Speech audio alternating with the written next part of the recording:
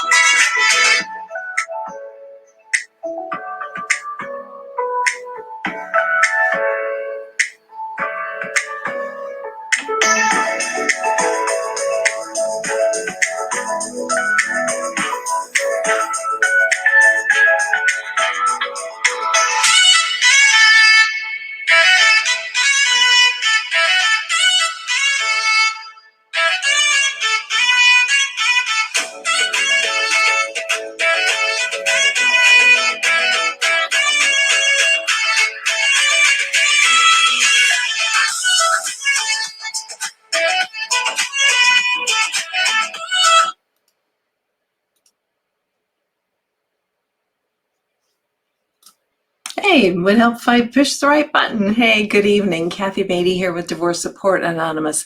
I'm so glad that you joined me tonight because we're going to get deep. We're going to get a little heavy tonight because this is a question that you probably don't admit, but you probably have felt. Am I damaged goods? Oh, just the heaviness of that question is enough to create pain within us.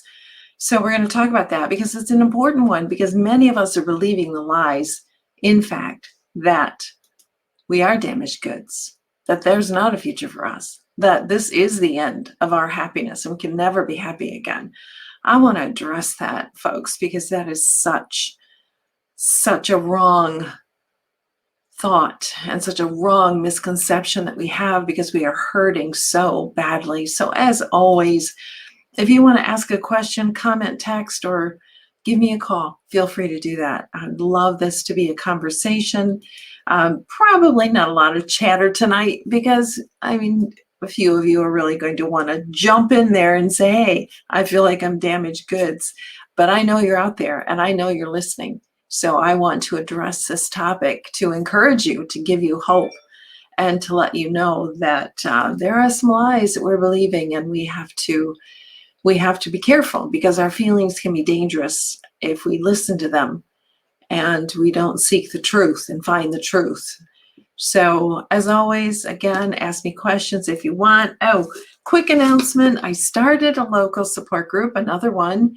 I just started last week. You're in the Grand Rapids area. You can jump in. It's only week 2. I'll bring you up to speed. You're certainly welcome to. Stay tuned on one in the future for the virtual. We'll do that as well soon, coming up soon. Calendar's just getting so full. I'm just not sure where to put it. So last final announcement. Have you received your 30 Days of Healing After Divorce book? This little book is on Amazon right now. It is $14.99, but If you would like it now, because I've got a few of these new early release copies, if you want to ship over $10, I'll pay postage. That's all it costs, $10. So what is this book all about? It's an opportunity for us to be honest with ourselves, realizing not a lot of us are going to take the time to dig deep. But this book digs deep quickly. We cover such topics as guilt, the guilt gorilla. We talk about loss of self, how we're feeling, loneliness, of course, shame, lies we believe, anger, depression, fear. Is it real or is it not? Self-sabotage, all those topics that we must address to be healed going through divorce. So through the month of May, I'm offering this book for $10. So shoot me $10. I will ship it out to you and you will have it. And you don't have to start the first of the month. You can start whenever you want to. So, okay, enough of that. About that, let's talk about the topic tonight. Am I damaged goods? I know you have felt that way. And it does not matter if you were the one to leave the marriage. These emotions, these thoughts, these feelings are universal. And many of you who were the ones to leave the marriage dealt with a lot of these issues while you were in the marriage. If you were somewhat surprised by your divorce, then you're dealing with these things through and after the marriage. But it's very interesting that many people will go through all of the stages of the trauma of divorce before they leave the marriage. So there's still some healing to do. There are still some things to address. And all of us are going to have moments, days, maybe even months when we are asking the question, am I damaged goods? Is anybody going to really want me? What's going to happen to me now? Am I always going to be alone? Am I going to die alone? All those thoughts that just go rambling through our mind. And if we're honest with ourselves, we know that they're there and they are lurking and they need to be addressed. Rejection is, damaged goods is equivalent to what we're feeling because of rejection. Rejection in our body, in our brain, is activated from the same place. So rejection, feeling like we're damaged goods, is a pain in our brain, literally. So this is not just, emotions aren't just electrons flying out in the atmosphere. They are our entire body experiencing this. Our brain changes, our body changes, all of us change because of feeling this damage, feeling this pain, and this rejection. So rejection is a cruel player. It's cruel. Nobody feels good after they're rejected. No one. And especially someone who you have opened up and bared your soul, body, mind, and spirit to. It's cruel. And it hurts. And then there is this story that we tell ourselves because of this, that we could start saying, the lies, I'm never going to be happy again. There's no future for me. There's no potential for me. Those are the stories that we might be telling ourselves. I hope not. I hope you're beyond this stage and you are well on your way moving forward. But I know that I'm speaking to at least one who is still stuck in telling those stories to yourself. That I'm damaged goods, that no one's really going to love me in the future. I'm going to always be alone when I don't want to be alone. That's a story we can tell ourselves. And again, we tell it for a few minutes, a few seconds, maybe weeks, maybe months, maybe far too long. So what do we do? What do we do? I always want to be practical, not just state this information, but state give you something to hold on to. Hold on to good words. When someone tells you something that shouldn't have happened to you, I'm sorry that happened to you, or they want to minister to you in some way, and sometimes that's words, sometimes that's just listening. Allow people to minister to you. Allow them to speak kind and loving, supportive words to you. And if they're not, leave. Just leave. Because right now, you can be very fragile. So be around those good people who are offering you good words, and let people minister to you. It's so important. Be near to people. Be open to the right, safe kind of people. And I'm in a real deep study right now on shame, and doing some work with Dr. Kurt Thompson's material. And the interesting, fascinating thing about shame is that we withdraw, we hide. We hide when we feel shame. So if we feel rejected and we feel like we're damaged goods, we're going to withdraw, we're going to hide. And I want to encourage you to step forward into the company of some good people and allow them to minister to you. Say good words to yourself.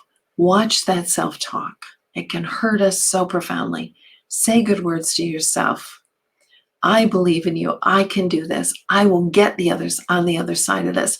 I can make smart choices. I will make smart choices. This is not the end of my story. That was my phrase. This will not end here. This will not end like this. So say good words, encouraging words to yourself, and be your own best friend. How many times I speak to people in my group and when I coach them, be compassionate to yourself. You're going through a trauma. Don't expect yourself to climb mountains, but to manage speed bumps. So say good words to yourself. Be your own best friend. Make an encouragement file. I made years and years and years ago, I made this file where when I get a note, a loving note, an encouraging note, a positive note, I stick it in this file. And if I ever need some encouragement, I might run to this file, open it up, and read through the great things that have been stated to me or given to me, or maybe accomplishments that really I'm proud of that encourage me. So create an encouragement file and start tucking away things, good notes, positive notes, things that make you feel good, and go to that file when you need to. So there was a movie, and some of you probably won't remember this, but there was an actor who said, "Who loves you, baby?" And I don't know if any of you want to chime in. Now, you'd have to be older because it's been a long time since this actor has been on TV, but he used to go around all the time and say, I think it was like his end phrase of the TV was, "Who loves you, baby? Who loves you, baby?" Hint, he was always sucking on a lollipop. I think he was trying to quit smoking or something. And he always asked the question, "Who loves you, baby?" And that's a question we're going to answer tonight. That is the question we're going to answer. Before we do, we're going to ask the question, where does your value come from? If we feel like damaged goods and we're listening to the voice of one person, granted it was one person who we became one with, so it's a profound relationship. So of course the tear is profound. But where does your value come from? Is it this one person? And I'm not asking you to state a list of roles. Well, I'm a mother. Well, I'm a father. I'm a professional. I'm a teacher. I'm a whatever. I'm not asking you to state roles. In fact, one of the exercises that I do with folks is define who you are without using roles. And it is a challenge for people because we hide behind those. But I want to ask you the question, where does your value come from? It's not what you do. It's not what you do. Even though you do fabulous things, that's not where your value comes from. And who are you looking for your value? Who are you looking to for your value? Is it that one person? Who is it?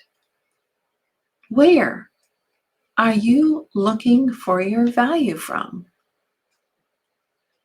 Well, ultimately, and because the power of this divorce rips away so much of us so that we are so stinking raw, we come to confront our own soul. And we ask the question, where does my value come from?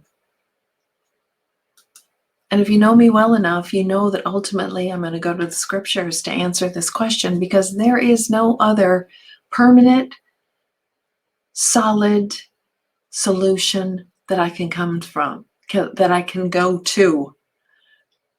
So if people think I'm wonderful, that can be short-lived. That can be, they think I'm wonderful until I do something that they don't like.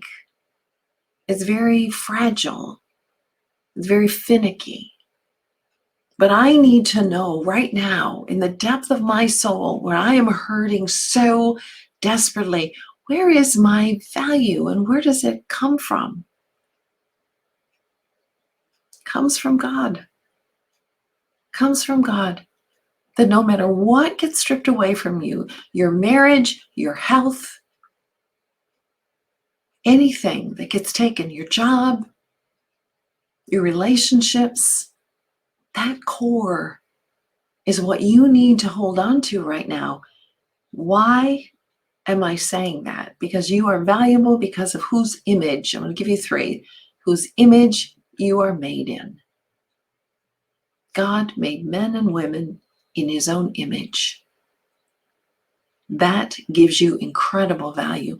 Imagine, if you would, some super basketball star, and he had a son.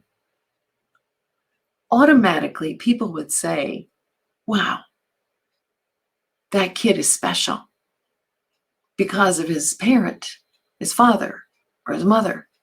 That kid is special because of that connection. Wow, magnify that by 1,000 times. And how we are valuable because we are made in the image of God. Think on that. That's one reason why you are not damaged goods. Another one, you're valuable because of you were paid for with a great cost. And if you're familiar with the Christian faith, God gave his only son, John 3:16, for God so loved the world, so loved you, that he gave his only begotten son, that whoever believes in him shall not perish, but have everlasting life, life eternal. Great cost. Anything we pay great cost for has incredible value. You're valuable because a great cost was paid for you. And you are valuable because you are full of great potential. Full of great potential. I know the plans I have for you, God says, to bring you peace, not to bring you harm. I know the plans I have for you. In other words, you're not done. There is a whole new story for you to create and to make. And I've had the privilege of walking alongside of hundreds of people, making that story, creating that story. And I see the potential in those people that I work with. And it is so profoundly amazing. So I know that we will have those times when we are doubtful and we feel worthless and like we're damaged goods. Are you damaged goods? Of course not. Of course not. Remind yourself of that. Walk in your value. It is sacred. You have a sacred journey to travel. You're going to get through this messy divorce. You're going to get through the aftermath of divorce. You're going to get through being that single parent. Walk in your value because it is sacred. And it's one that is made especially for you.